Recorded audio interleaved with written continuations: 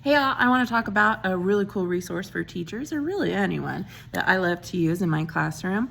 I teach third grade, or really all of elementary. I've been using this in multiple grades, and it's a really, really great tool. It's kind of like Google Slides, but even better. So this product is called Nearpod. Nearpod is a website where you can go and make slides, much like a Google Slide document. But your slides can be interactive and you can add really fun things to it.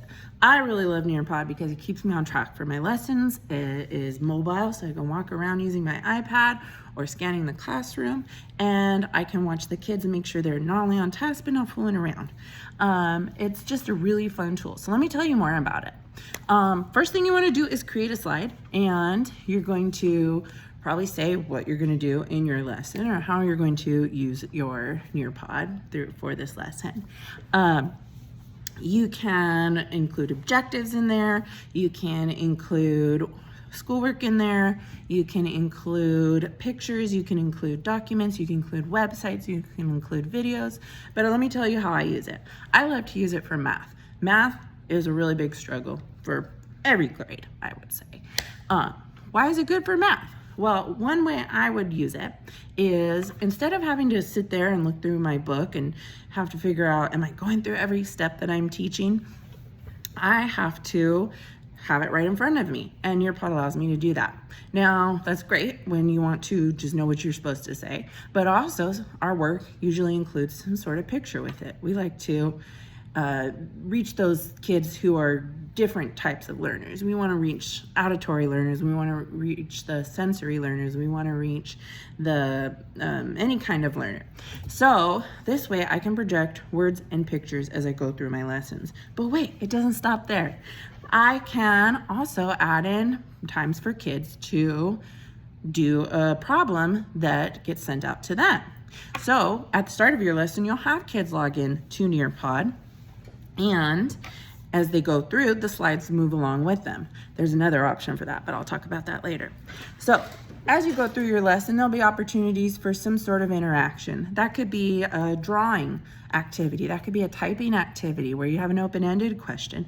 It could be a quiz. It could be a poll. It could be a matching game. It could be a really fun gamified quiz called Time to Climb, which my kids personally love. Huge buy-in with that, and well, that's one of the greatest parts of their day, is playing Time to Climb, because it makes it competitive. It makes them want to participate and want to know the answers. So I use that part every day. Now, as I mentioned before, you can also set it to a pace where the students can move ahead on their own. So if you want to close those learning gaps, and if you want to work with a small group in the back, the group of kids that needs a little more help, or say you want to have those kids do some assignments on their own while you're helping those kids who need more of a challenge, whichever the scenario is, you can set that to student pace. So they can go through your lesson, complete the work as they need to, and you can do what you need to do. So that's a really great way to use it.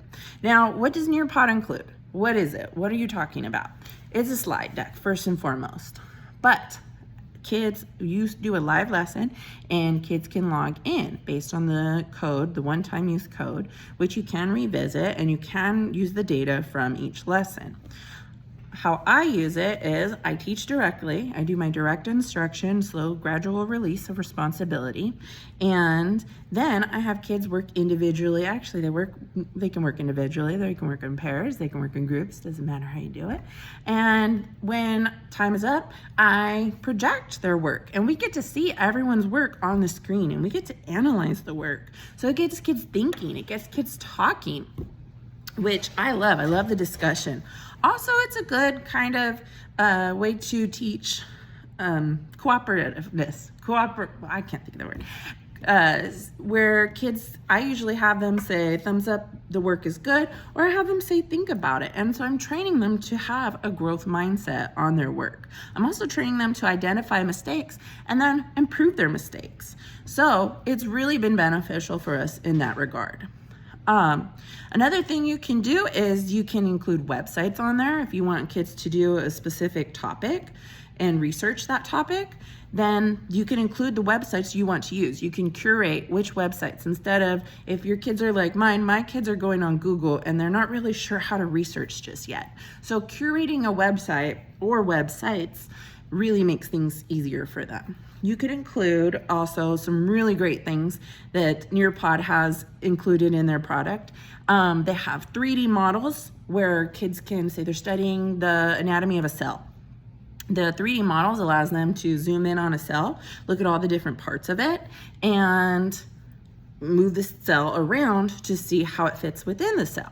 You can take 3D field trips. So I like to show my students where I went to school, and we take a trip to UC Irvine, and they get to see where I went and studied in the political science department. Another thing that they can do is math simulations. They have a PhET simulator. So say you're teaching some higher level math where you need to show how a graph works or how weights play into each other. It can show that off as well. My favorite tools are integrating the videos and the images and the quizzes. It's a really good check-in to see in real time how my kids are understanding what we are learning. So it's a really informal understanding of where they're at, and I can kind of gauge, I need to pull that kid back when we do our small groups. I need to give that kid a challenge because they're understanding things. You can do a poll if you're doing a social emotional lesson and you need to check in with feelings for the day. You can have the kids do a poll where there's not a right answer or a wrong answer, but again, you can share the responses back in real time. Now, every kid signs in with their name, and you might be worried, well, what if I want to make this anonymous? Nearpod's got you. You can choose to make the notes or the names anonymous, so it just shows up as little stars rather than everyone's. And then you can avoid the embarrassment, but you still are looking at kids' work and assessing it.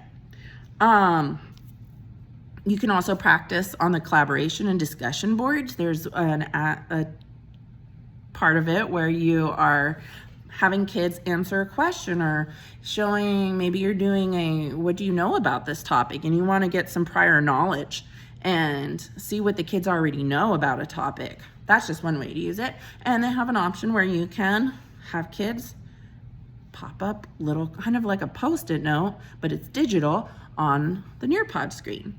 And we kind of look and we see, and again, it's real time. You save the time and effort of having to check in and go around the room because it's right there for you. You read it as they're thinking. And sometimes that activates prior knowledge from other students because they're seeing what other kids, oh yeah, now I understand, and that's making them connect. So the reason I love Nearpod so much, it's really made my teaching so much better because I stay on track teaching what I need to teach, and I go in the order that it needs to be taught. And it's just really helped with my classroom management as well because I can take my device and I can walk around the room and I can still show and slide and look at what I need to teach, but I'm managing the kids. I'm keeping an eye on them, making sure they're on task. So I really love Nearpod. I think it's a great product, and I hope you'll consider using it. Have a great day.